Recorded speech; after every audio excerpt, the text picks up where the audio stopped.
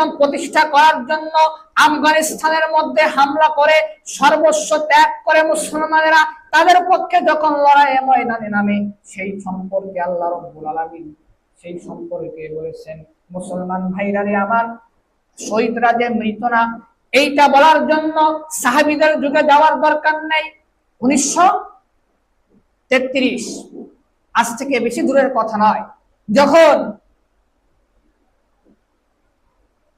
Soviet union আফগানিস্তানে communism প্রতিষ্ঠার লক্ষ্যে তাদের উপর আগ্রাসন চালায়, মুসলমানরা যখন তাদের সঙ্গে যুদ্ধ করার জন্য ময়দানে, লড়াইয়ের ময়দানে যখন তারা অবতীর্ণ হয়েছে, সেই ইতিহাস আমরা ঘাটলে এই কথা আল্লাহর কোরআনের কথা প্রমাণ হয়।